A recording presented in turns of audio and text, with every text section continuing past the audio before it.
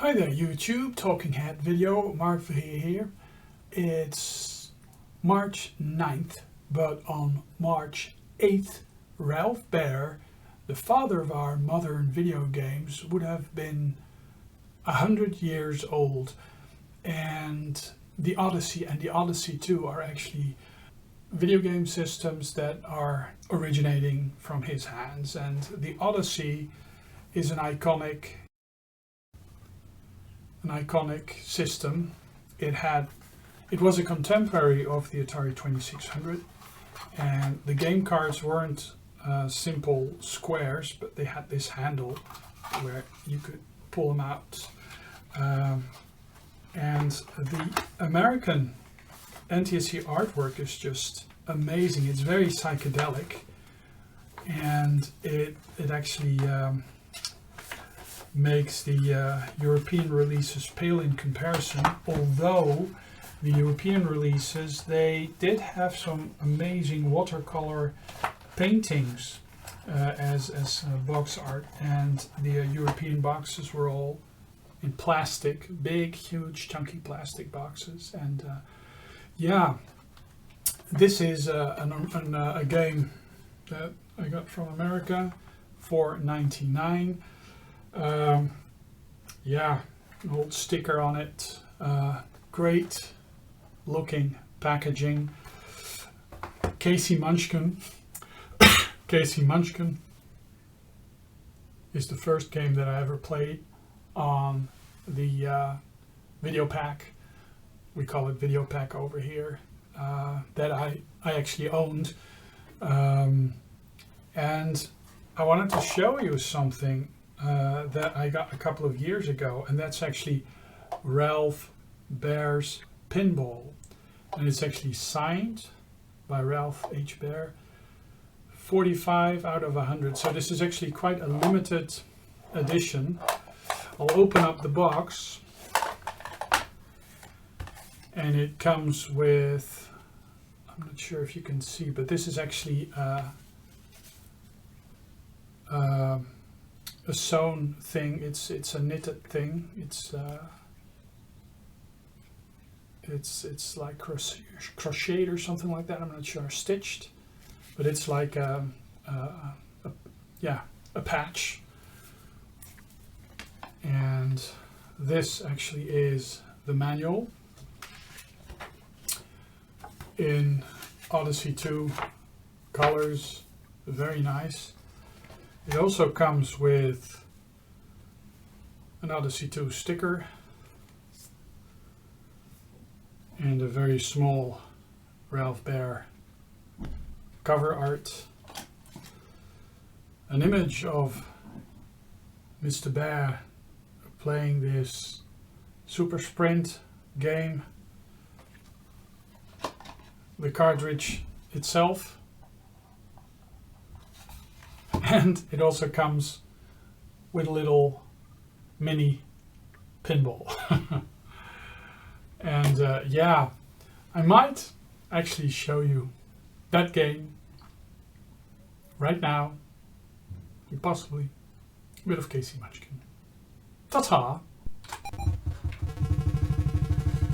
Ralph Baer, he turned 100, or he would have been 100 today. And this is the first game I ever played on the Odyssey 2. And this is the PAL version of Casey Munchkin, running on an emulated version of the G7400, which is an upgraded version of the Videopac. I believe there was a version of the Odyssey 3, which is very similar to this one. It actually provided a higher resolution bitmapped graphic that was used in certain games. For a long time I only thought these enhanced graphics were only available on European cards, but there may have been a version for the North American market as well, but I'm not sure. Now the PAL games do run a lot slower than their NTSC counterparts, which can be a bit of a bonus because, well, you get to, at least in the arcade games, you perhaps have a better chance of getting a higher score.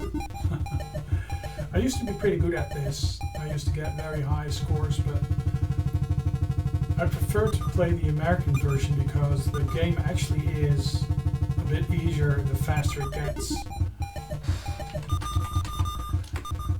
So, yeah.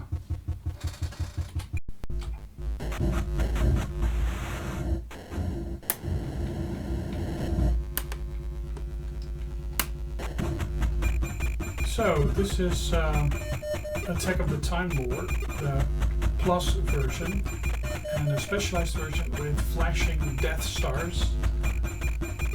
Now, this is running quite a fair bit slower than some of you may actually realize, I'm familiar with, because this is PAL and it runs quite a fair bit slower than the NTSC version. But on the Odyssey 2, this game will just have the box around the scoring, the player graphics, and nothing of the background.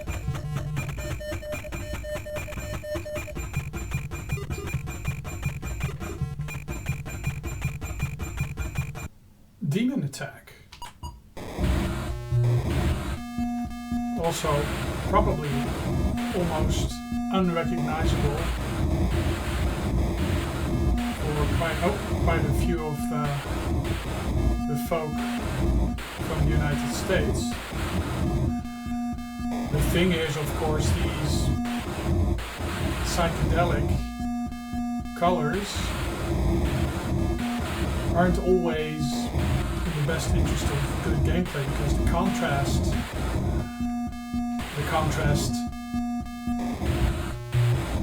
is not very much improved. But yeah, Demon Attack. You also had Demon Attack on the Odyssey 2. Freedom Fighters that always make me think of Battlestar Galactica with the this is a hack actually, because this is not the background that Freedom Fighters usually would come with. But yeah, you basically destroy all the mines that are laid out by the Death Stars. They're not called Death Stars, but... And the purple boxes that you see are prisoners contained in some sort of stasis thing. And you don't shoot those, but you fly through them, and you actually get a bonus. Now this game doesn't have any levels, it just gets progressively harder.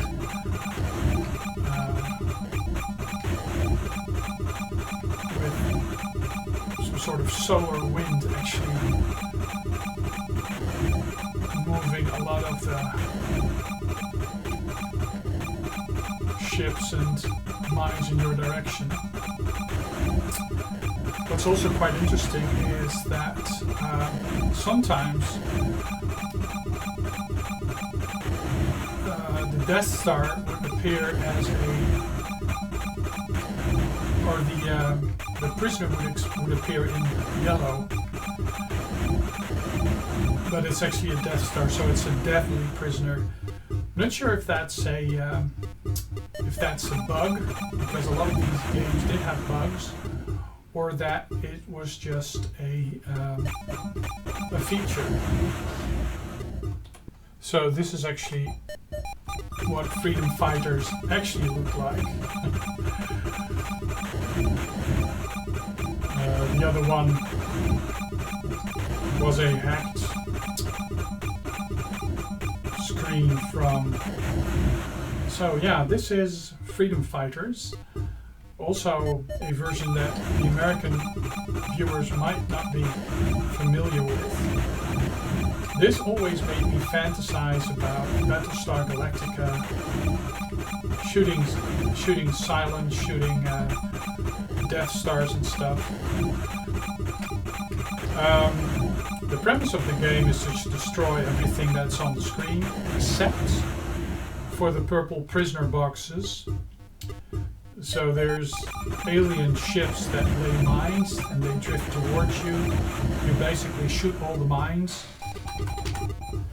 And you basically shoot all the mines and avoid the other ships. Very nice explosions. And those prisoners, if you fly through them instead of shooting them, they advance your score quite significantly. But they also make the game a bit faster because the game doesn't have any levels. It just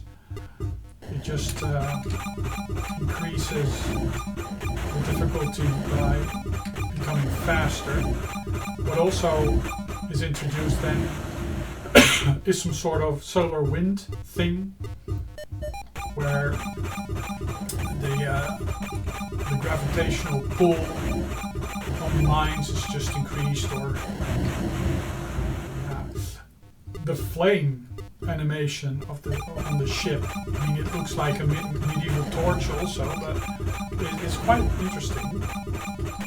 They alternate yellow and red, really giving it a very organic feel.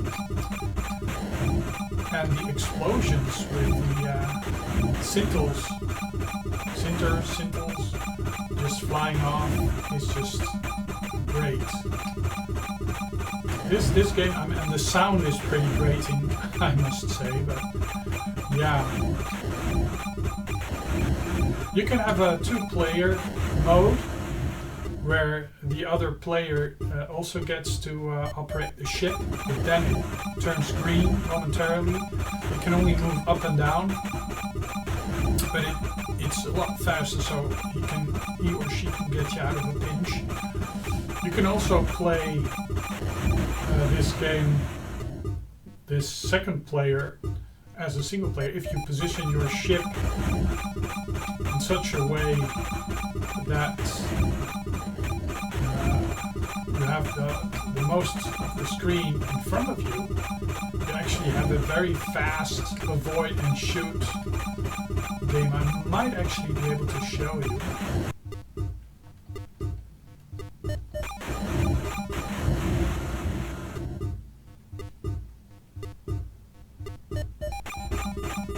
So here you just have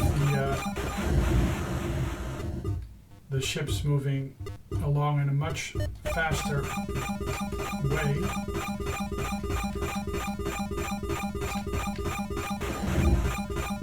You can only move in a single direction.